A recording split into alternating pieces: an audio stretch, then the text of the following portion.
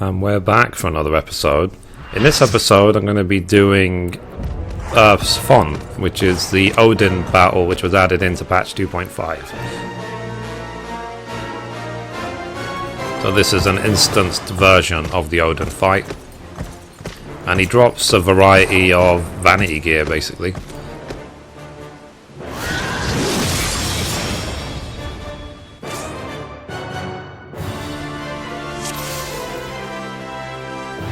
So it's a fairly simple fight, but it does test the healers more than anyone else. And once you get through the big attacks he does at 50%, then the rest of the fight is easy. It's just managing that 50% element.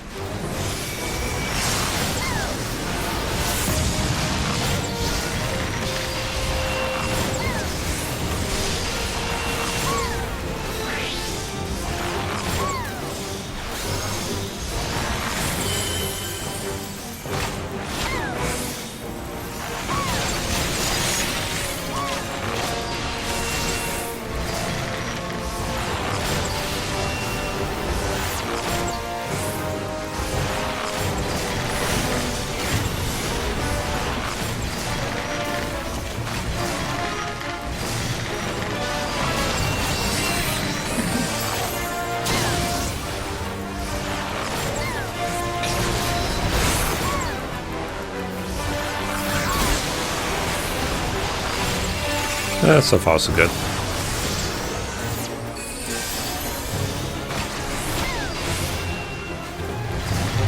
Basic rules, stay out of the stuff.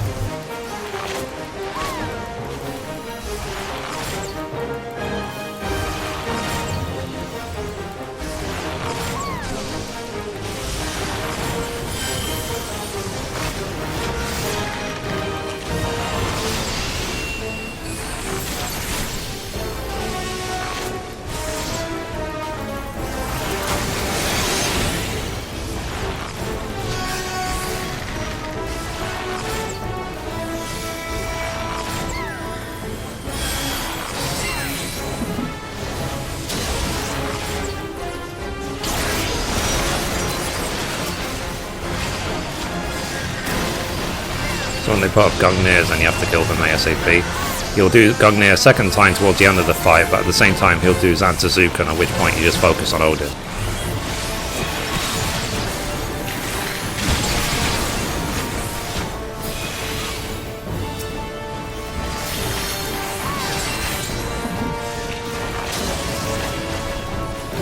So, seems simple enough. But as I said, a lot of groups do fail with the healing element of this fight. The healers in this group are good because they're constantly putting stone skin up on the main tank because it's needed, because Odin does hit damn hard.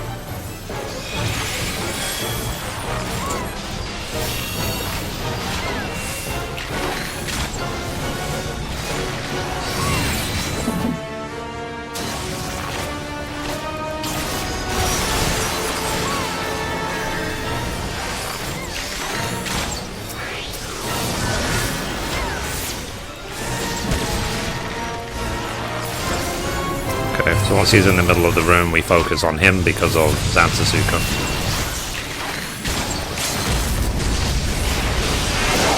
Once his Zantazuken goes off, we get sliced and diced and it's game over. To try again.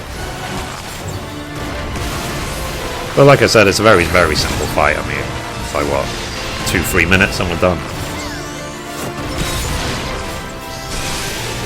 Easy.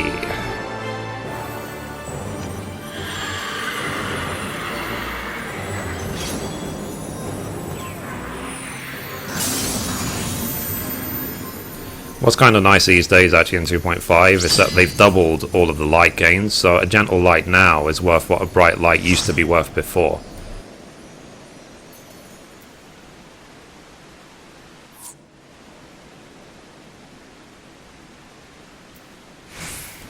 Cool, I might have actually won that one.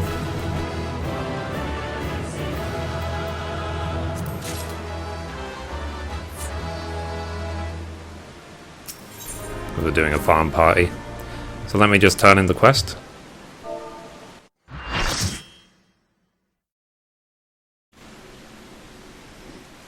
Right, so here is the quest, the final cutscene.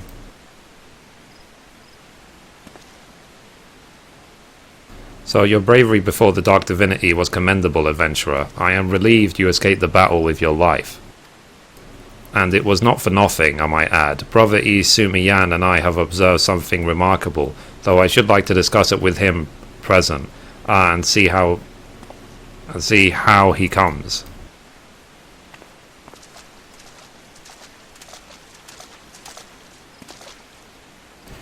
So, Mithrie, I am honoured to have seen you fight. Why, I can scarcely wait to tell Selphie how a warrior of light overcame the terror of the Shroud. No doubt the girl will smile to hear of your valour. But no doubt you are keen to learn more of the Dark Divinity. Very well, I shall share with you what I have gleaned in observing your battle. To begin, felling a primal allows the Aether of physical manifestation to return to the land. This much you know, yes? Odin seemed to be subject to the selfsame laws, yet his sword, Xantazuken, remains even after his body vanishes. Thus we fought to examine the blade, and in so doing found that its spheric density is unimaginably high.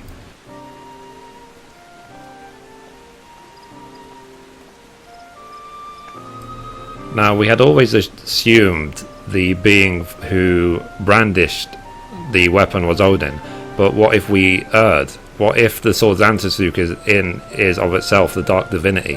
An unforeseen conclusion, yes, but one that clarifies much of the primal. Indeed, that would explain why Odin has never truly fallen. No one has fought to destroy the blade, and if Xantazuken is a primal, could it not conjure itself a new wielder? Yet, just as Ifrit tempered or Leviathans drowned, Odin must needs have his suffered to offer crystals in his name, unless he drinks of the Shroud's Aether. Such a weak source of power could be why it takes time for the Dark Divinity to manifest again. You see, adventurer, our theory accounts quite nicely for two of the mysteries that for so long surrounded the primal. And yet, as O Par Pesi hunts, a third mystery remains. If there are no sundered, how does Odin sustain himself? I cannot imagine the wishes of those who first summoned him were so strong as to echo throughout the centuries. Brother, I do not think our theory is flawed. No, this discovery makes clear the holes in what we had for so long believed of the primals. We must revisit the beings with a keener eye. I will inform Master Urange of what we have gleaned here, adventurer. I urge you do the same should something else of Odin occur to you. But today is a victory all the same. We have Xantazuken and the mysteries that remain pale in import to act of locking the primal away. With any luck we can seal the sword and end the Dark Divinity's ride. Brother, something terrible has happened. The Xantazuken is gone. One of my own men has stolen away the blade and left nary a trace to track his flight. I never dreamt he would do such a thing, and I stayed my hand too long to stop him. What? Are your men so disloyal as to rob you? Tell me, Lewin, why would someone do such a thing? Forgive me, brother, but I cannot say. I am astonished as you. The thief was a sworn man of God's quiver, true as a Gridania arrow. Moreover, what could he stand to gain by stealing so fell a blade?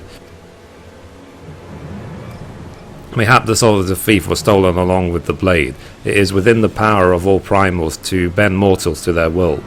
If the Xantazuken and Odin are one and the same, then the sword may control the now sundered man. Is that not right, brother? That is indeed possible. Gods, could it have been so blind as that? Lord Lewin, it is I who need apologize. I had been more weary, I would have foreseen this. Instead, I have cost us dearly and placed you and your men in great danger. Let us not cry over lost swords, Lord Levin. Send forth the god's quiver and wood wailers to scour the shroud. Brother O Parpesi and I will devote ourselves to devising a way to fell Odin after Xantazuken is ours again. Yes, brother, indeed. It would be a poor thing to have the blade in our grasp, but no way to destroy it nor dull its bite. Adventurer, I will call upon you again when we have something to show for your efforts. Until then, go in peace. That's funny. So basically the cutscene was actually longer than the fight.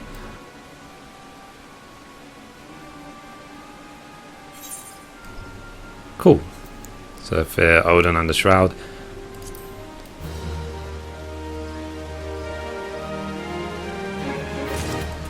So that's it. That's the Odin fight for patch 2.5. So anyway guys, thank you for watching, and as always, goodbye from me and goodbye from Mithrie.